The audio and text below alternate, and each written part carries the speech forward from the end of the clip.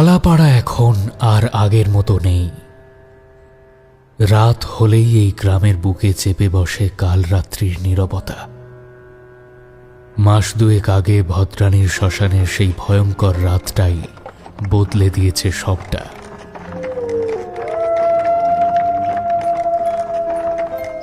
এখন সূর্য ডোবার সাথে সাথেই মানুষজন ঘরে খিল দিতে থাকে।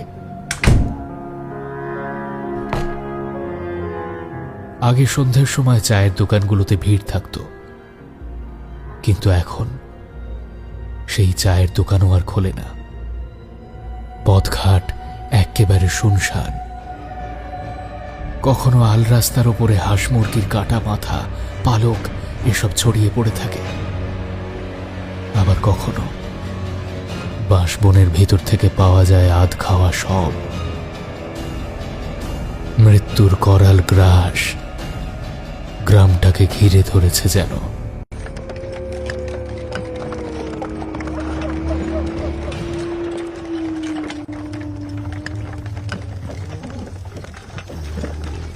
আরে তাড়াতাড়ি গাড়িতে চালা না রে, গরুগুলো কি খেতে পায়নি নাকি?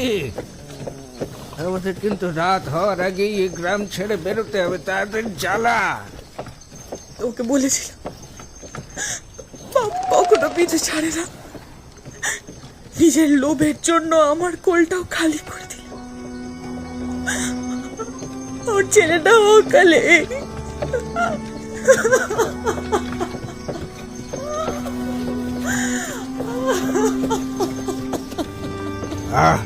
এখন কেঁদো না তো। আমি পই পই করে না করেছিলাম ভদ্রানীর শ্মশানে যেতে, কিন্তু তিনি শুনবেন কেন? আমাদের একমাত্র বংশের প্রদীপ কেড়ে নিল ওই হাকিনি।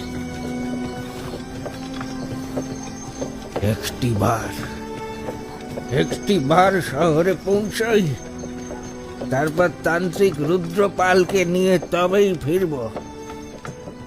তখন দেখব কি করে ওই হাকিনি